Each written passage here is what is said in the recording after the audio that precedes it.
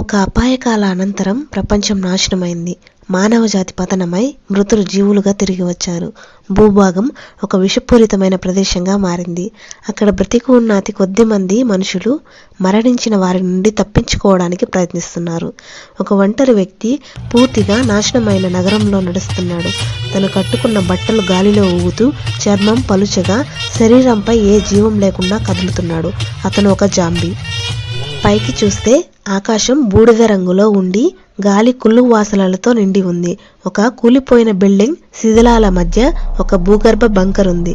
దాని ప్రవేశం రాళ్ల కింద దాగి ఉంది. ఈ బంకర్లో కొంతమంది జీవిస్తున్నారు. వారు ప్రపంచ పైభాగంలోని భయంకరమైన పరిస్థితుల నుండి బయటపడాలని, బతకాలని ఆశతో జీవిస్తున్నారు. బంకర్ లోపల భూమి పైభాగంలోని పరిస్థితులకు భిన్నంగా ఉంటుంది. తేలికపాటి ఆకుపచ్చ లైట్లు సుమారు కాంక్రీట్ గోడలపై మరణముని తలపించే నీడలను సృష్టిస్తున్నాయి.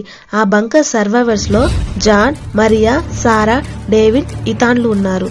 జాన్ ఒక మిలిటరీ లీడర్, మరియా ఒక కుక్, సారా టెక్నాలజీ పరంగా దిట్ట, డేవిడ్ ఒక భయంతో ఉన్న వ్యక్తి మరియు ఇథాన్ ధైర్యంగా ఉన్న సైనికుడు.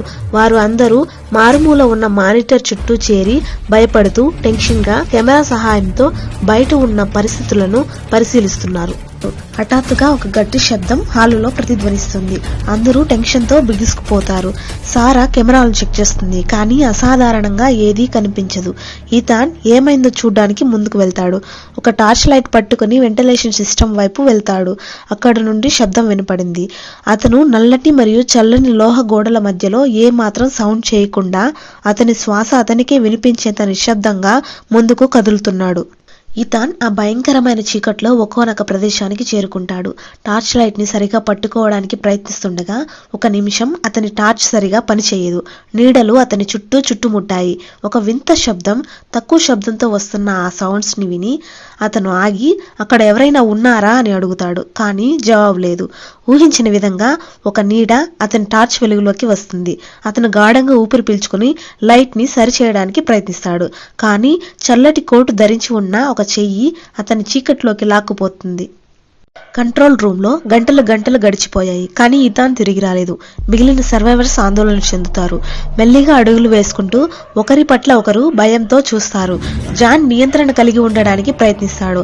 అందరూ ప్రశాంతంగా ఉండాలని నెమ్మదిగా మాట్లాడుతూ సైగలు చేస్తాడు. కానీ డేవిడ్ ఒప్పుకోలేదు. జాన్ పై నిందలు వేస్తాడు. ఇది సురక్షితమైన ప్రదేశం కాదని, మనం ఇక్కడ నుండి తొందరగా వెళ్లిపోవాలని అతను అరుస్తాడు. అతని స్వరం ఖాళీ హాలులో ప్రతిధ్వనిస్తుంది. మరియా పరిస్థితిని మెరుగుపరచడానికి ప్రయత్నిస్తుంది. సారా కెమెరాలను పరిశీలించడం మళ్లీ మొదలు పెడుతుంది. గంటల ఫుటేజ్ ని తిరిగి చూస్తుంది. ఒక క్లిష్టమైన చిత్రం చూసినప్పుడు ఆమె ముఖం భయంతో నిండిపోయింది. ఒక నీడ ఆ వెంటిలేషన్ లో ఇథాన్ వెనక నుండి వెళ్లడం గమనిస్తుంది. నెమ్మదిగా ఆ నీడ చీకట్లో కలిసిపోతుంది. ఈ బంకర్ లో మనం మాత్రమే లేము, ఇక్కడ మరొకటి కూడా ఉంది అని మెల్లగా సైగలు చేస్తూ తన గ్రూప్ మెంబర్స్ కి ఇన్ఫర్మేషన్ అందిస్తుంది. భయంతో ఒకరిని ఒకరు చూసుకుంటారు.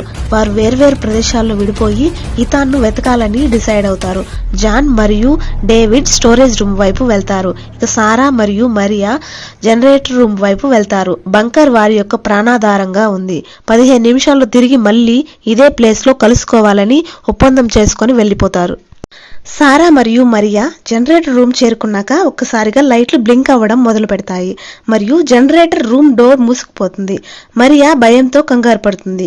కానీ సారా డోర్ ప్యానెల్ వైపు తీసుకువెళ్తుంది.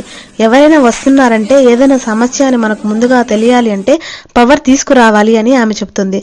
ఆమె కేబుల్స్ ని చెక్ చేస్తూ పవర్ ని తీసుకురావడానికి ట్రై చేస్తుంది. ఇంతలో స్టోరేజ్ రూమ్ లో జాన్ మరియు డేవిడ్ ఇథాన్ ను వెతుకుతుంటారు. జాన్ భయపడుతూనే డేవిడ్ ను ఊరడించే ప్రయత్నం చేస్తాడు. కానీ ఊహించిన విధంగా చీకటి నుండి ఒక పొడవైన మెరుస్తున్న భుజం రూమ్ లోకి ప్రవేశిస్తుంది. అది ఒక వింత ప్రాణిలాగా ఉంది, కానీ అది ఒక జాంబీ. పూర్వం వలె కాకుండా దాని శరీరం వంకరగా ఉండి దాని కదలికలు భయానకంగా ఉన్నాయి. అది డేవిడ్ పైకి దూకి గట్టిగా పట్టుకుంది. జాన్ తన తుపాకీతో కాల్పులు చేస్తాడు, కానీ ఆ ప్రాణి అసాధారణ వేగంగా కదులుతూ చీకటిలోకి డేవిడ్ ను తీసుకువెళ్లిపోతుంది. జనరేటర్ రూమ్ లో సారా ప్రయత్నంతో పవర్ వస్తుంది. తర్వాత మరియా మరియు సారాలు జాన్ ను కలుస్తారు. అతను రక్తంతో తడిచిపోయి ఉన్నాడు. బలంగా శ్వాస పీల్చుకుంటూ రూమ్ లోకి వస్తూ డేవిడ్ చనిపోయాడు అని బాధగా చెప్తాడు. విషయం అంతా తెలుసుకున్న తర్వాత సర్వైవర్స్ ఒక ప్లాన్ చేస్తారు. బంకర్లోని సొరంగాల వద్ద బాంబులను పెట్టి సమయాన్ని సెట్ చేసి పైభాగంలో ఉన్న హచ్ ద్వారా పారిపోవాలని అనుకుంటారు. వారు సొరంగాలు లాంటి మార్గాలను దాటుకుంటూ బాంబులను అమర్చుతూ వెళ్తారు. జాంబీలు దగ్గరగా వస్తుంటాయి. జాన్ చివరికి జాంబీలపై ఎదురుదాడి చేస్తాడు. మరియా మరియు సారా మెట్లు పైకి పరిగెడతాడు. జాంబీలు జాన్పై దాడి చేస్తాయి. అతను బాంబులను పేల్చుతాడు. మార్గం దెబ్బతింటుంది. దుమ్ము గాలులతో బంకర్ కంపిస్తుంది. మరియా సారా సీల్ చేస్తున్న హచ్ దగ్గరికి చేరుకుంటారు. చివరిగా శక్తి అంతా ఉపయోగించి హచ్ డోర్ ని తెరవడానికి ప్రయత్నిస్తారు. తెరిచి పైభాగానికి చేరుకుంటారు. వారు ప్రశాంతంగా ఊపిరి పీల్చుకుంటూ ఉంటారు. కొంతసేపు వారు సురక్షితంగా ఉన్నట్లు అనుకుంటారు. కానీ ఒక్కసారిగా కొద్ది దూరంలో ఒక సౌండ్ వారిని కలిచివేస్తుంది. వాళ్ళు చుట్టుపక్కల చూస్తారు. పొగతో కప్పబడిన భూమిలో నీడలు కదులుతాయి. కొత్త ఆకృతులు పొగలోంచి బయటకు వస్తాయి. పెద్దవి, వేగంగా మరియు పటిష్టమైనవి. వారి కళ్ళు ఒక స్వల్పమైన ఎర్రటి వెలుగులో మెరిసేలా ఉన్నాయి మరియు వాటి కదలికలు సమన్వయంతో ఉన్నట్లు కనిపిస్తుంది. అవి సాధారణ జాంబీలు కాదు అనేది వారికి అర్థమవుతుంది. సారా మరియాను పట్టుకుని పారిపోవడానికి సిద్ధమవుతుంది. కానీ వారి ఎదుట దాదాపు 100ల సంఖ్యలో కొత్త జాంబీలు బయటకు వస్తాయి. వారు తమ పోరాటం ఇంకా ముగియలేదని తెలుసుకుంటారు. భవిష్యత్తు మరింత భయంకరంగా ఉంటుందని వారి కళ్ళల్లో భయం చెబుతుంది. ఒక్కసారి మెరుస్తున్న మెరుపుతో ఆ మరణ సంకేతాలు నెమ్మదిగా వారి దగ్గరికి వస్తున్నాయి. మరియు ఆ చీకటి లోకంలో చూస్తే 100ల సంఖ్యలో జాంబీలున్నాయి. మరి ఇంకా మనుషులు ఈ భూమి మీద మనుగడ సాధిస్తారా? ఇలాంటి బంకర్స్ లాంటి సీక్రెట్ ప్లేసెస్ ఇంకా ఉన్నాయా? తెలుసుకోవాలంటే please like, subscribe our channel. Thank you for watching.